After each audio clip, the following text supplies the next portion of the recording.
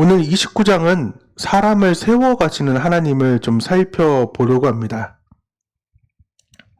그래서 위임식에 대한 것이고, 이제 그림을 보면 대충 이제 조금 눈에 들어오시나요? 나눴던 에봇 있고, 그 다음에 속바지, 여러 가지 그 8가지 옷들. 그래서 하나님께서는 지금 씻고 나오라는 물두멍에서 지금 씻는 모습이고요. 또한 이제 안수하며 나아가는 건데, 다만 우리가 좀 기억할 것은 지금 실행하는 것이 아니라 하나님께서 지금 명령하고 설계도를 좀 주시는 부분인 것을 우리는 좀 잘 기억하기를 소망합니다. 그래서 대사장의 옷이 있고 일반 제사장의 옷이 있어서 모자부터 다르다라는 것을 말씀을 드렸고, 그래서 총 8가지 옷을 입어서 일반 제사장들은 위에 4가지, 그리고 밑에 4가지는 대제사장이 이제 차고 나아갑니다. 그래서 오늘 말씀 읽을 때 최소한 어제 상황들을 기억하신다면은 에봇, 흉패, 이런 얘기를 하면은 조금이나마 요 그림들이 지금 떠오르는 게 좋습니다. 계속해서 그림을 보여주는 이유 중에 하나인 거죠. 그래서 속바지 이런 것들 다른 대로. 그리고 특별히 대제사장의 이제 모자와 이제 관과 일반 제사장의 관이 좀 다르다라는 것을 좀 보시면 됩니다. 이렇게 성막이 이제 완성이 되고 일할 기구들이 이제 준비되고 또한 사람이 이제 준비가 되었으니까 사람을 세우는 이식을 이제 하나님께서 하는 거죠. 쉽게 말하면 목사 안수식을 이제 하는 거라고 보시면 됩니다. 하나님께서 많은 사람들 앞에 이제 제사장을 세우는 7일의 위임식을 행하고 계시고 있고 그것을 규정합니다. 그래서 먼저 옷을 입고 그 8가지 옷, 그 다음에 아들들은 4가지 옷을 입고, 특별히 속옷을 강조하는 것은 말씀드렸다시피 하체를 보이지 않기 위함, 그 가나안의 풍속은 하체를 드러내서 성행위로서 모든 것들을 신들을 흥분시키고 또한 그렇게 나아가는 것지만은 하나님은 그런 하나님이 아니기 때문에 인격적으로 하나님이시고 언약의 하나님이시기 때문에 속바지를 계속해서 강조하는 부분 중에 하나입니다. 그렇게 해서 옷을 입고 기름을 바른 후에 무엇을 하느냐? 이제 거룩하고 구별돼서 본인의 죄를 해결해야 합니다. 소를 날마다 매일 7일 동안 드림으로써 본인의 죄를 해결하였습니다. 그것이 속죄 제사를 매일마다 드리고 있는 부분이 7일의 위임식의 지금 규례이고, 온전히 헌신하겠다는 의미로 번제를 드리고요. 그리고 그 번제를 드린 후에 하나님과 화목하고 충성하겠다라는 화목제하고 소제를 드립니다. 그리고 마지막에는 매일의 삶, 지금 우리가 함께 드린 1인 1예배를 드리듯이 하나님께서 매일의 삶을 예배로 아침 저녁으로 나오라는 것으로 얘기해서 나는 하나님의 것이다 라는 것을 고백하며 나아가는 일명 상번제의 상황들이 일어납니다. 그래서 제사장이 되기 위해서는 옷만 거룩한 옷, 우리 어제 이제 나눴던 것은 28장에는 그리스도의 옷을 입어서 다 되는 것이 아니라 지금 7일에 그 쉽게 말하면 목사 안수 아니면은 안수 집사님 이제 그 세례 이제 세워주는 그러한 안수 가운데에 모든 것들이 일어나는 것을 좀 생각하시면 좀 쉽습니다.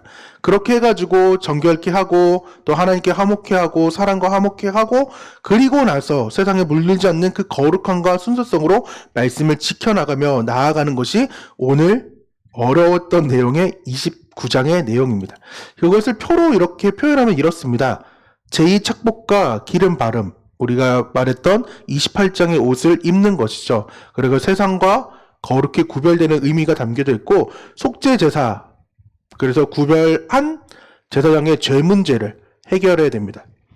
그러니까 먼저 우리는 제사장이 되어서 우리의 죄부터 먼저 해결해야 되며, 또한 번제를 드림으로 제사장 온전한 헌신을 하나님께 드려야 했으며, 화목제와 소제를 드림으로 하나님과 화목과 충성의 표시를 합니다. 그리고 상번제를 드림으로 해서 아침 저녁으로 매일의 삶을 의탁하고 헌신을 다짐하는 것이 오늘 29장에 요 5가지 내용이 담겨져 있고, 이 관련 구전이 옆에 이제 레위기에 되는 거죠.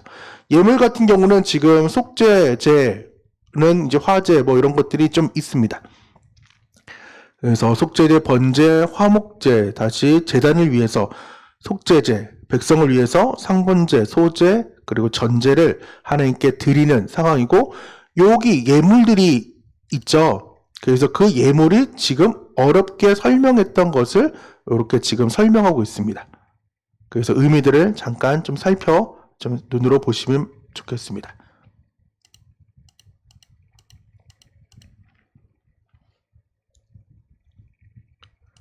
28장은 말씀드렸다시피 그리스도의 옷, 그래서 우리가 어떠한 삶을 살아야 했냐?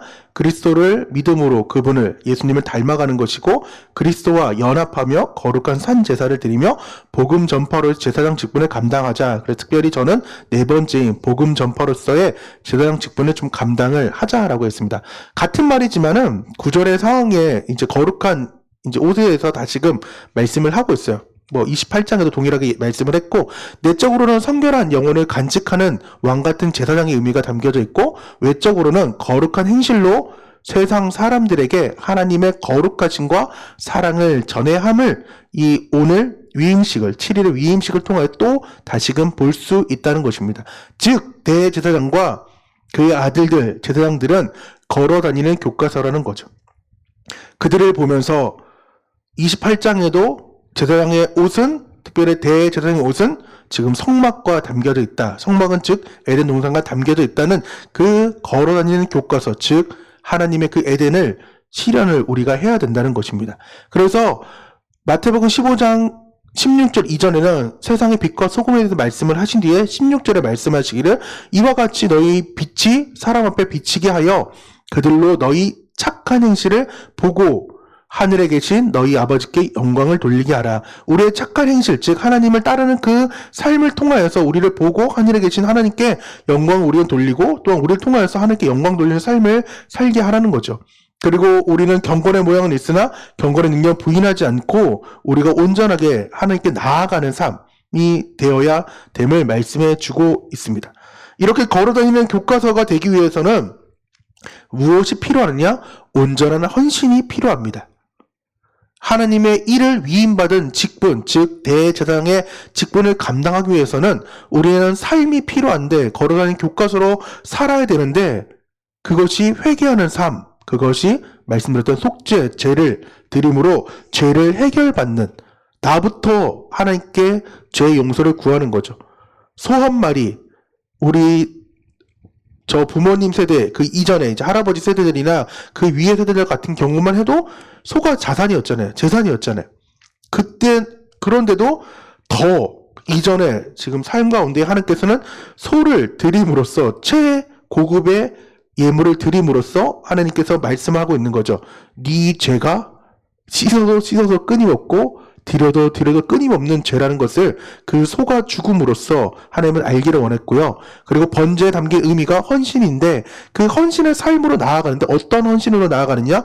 자발적인 헌신의 삶입니다. 세 번째는 잘못 적었는데 헌신의 삶이 아니라 교제의 삶입니다. 교제. 즉 하나님과 사귐이 있는 삶을 말하는 거예요. 죄가 이제 해결되었고 또한 우리가 자발적인 헌신이 나왔으니까 그 죄의 문제가 해결됐으니까 레위기에 나오는 것이 하나님과 가까이 하고 싶은 삶인데 우리가 죄에 가로막혀서 교제하지 못하는 그러한 일들이 일어났지만은 하나님께서는 우리 가운데 교제하는 삶으로 나아오라고 소제하고 곡식으로 또한 화목제로 드리라고 말씀을 하고 있습니다. 일관성 있는 삶은 아침 저녁으로 상번제를 드리라고 말씀을 하고 있어서 우리는 지금 그 상황을 지금 지켜 나아가고 있는 것입니다. 매일 드리는 삶의 가운데에 우리는 이러한 삶으로 나아가는 거죠. 그러므로 형제들아 내가 하나님의 모든 자비하심으로 너희를 권하노니 너희 몸을 하나님이 기뻐하시는 거룩한 산 제물로 드리라. 이는 너희가 드릴 영적 예배니라. 그리고 나서 말씀하시기를 너희는 이 세대를 본받지 말고 오직 마음을 새롭게 함으로 변화를 받아 하나님이 선하시고 기뻐하시고 온전한 뜻이 무엇인지를 분별하며 나아가라고 하나님은 말씀하고 있다는 것입니다.